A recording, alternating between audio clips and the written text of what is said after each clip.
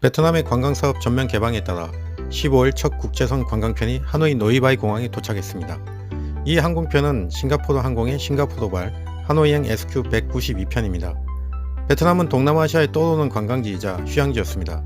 베트남의 연평균 성장률은 7에서 8%를 기록할 정도로 대단했습니다. 이 고성장에는 제조업과 더불어 베트남 경제 한 축으로서 관광산업이 담당하고 있었는데요. 그러나 갑작스러운 팬데믹 사태로 인해 베트남의 경제 성장률은 둔화되었고 관광산업도 올스톱되었습니다. 팬데믹 사태 이전까지 베트남에서의 관광산업은 매우 핫하고 돈되는 사업이었습니다. 베트남의 관광 수입은 2015년 약 17조 원에서 2019년 무려 약 36조 원으로 연평균 16%라는 높은 성장률을 기록하고 있었습니다.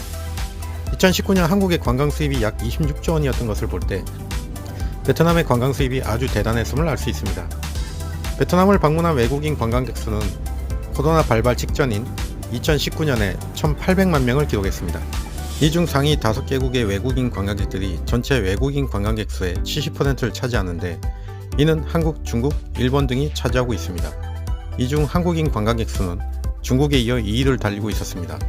2019년 기준 중국인 관광객들 수는 580만 명, 한국인 관광객 수는 429만 명이었습니다.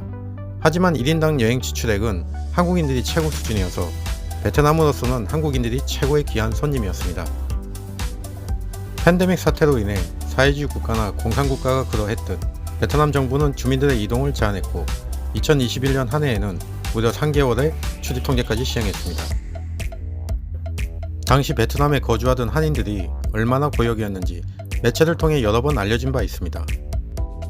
이로 인해 베트남 국민들은 정상적인 경제 활동을 할 수 없었고 거의 2년에 걸쳐 시행된 사회적 거리두기 정책으로 국민들의 피로감이 극에 달했습니다.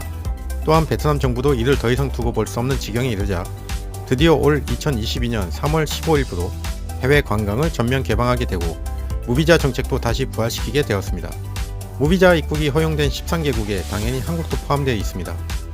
이에 대해 베트남 정부는 많은 한국 관광객이 다시 베트남을 찾아줄 것을 기대하고 있는 상황입니다. 팬데믹 이전 한국인들은 베트남의 하노이, 다낭, 호치민, 박린, 하이퐁, 푸꾸옥, 나트랑 등등 다양하고 흥미로운 곳들을 방문했었습니다. 그러나 역시 가장 많이 찾은 곳은 베트남의 중구 도시 다낭이었습니다. 한국인들은 거의 한 번쯤은 갔다 왔다고 할 정도로 인기가 많은 곳인데요.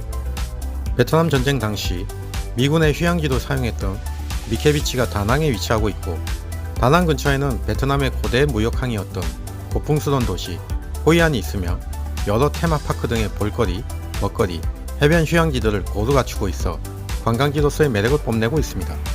한때 다낭에는 한국인 관광객들이 너무 많아서 웬만한 관광지에선 한국인이 제일 많았고 또한 한국인을 대상으로 하는 영업장들은 불야성을 이루기도 했습니다.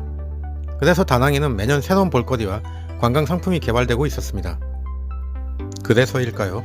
이번 해외여행 전면 개방에 베트남이 기필코 많은 관광객을 유치하겠다는 의지가 남달랐던 것 같습니다. 작년 말에 다낭에 앙코르와트 사원이 생겼습니다. 천년의 역사를 가지고 있는 캄보디아의 최고 관광 명소인 앙코르와트를 베트남 다낭으로 옮겨온 것인데요.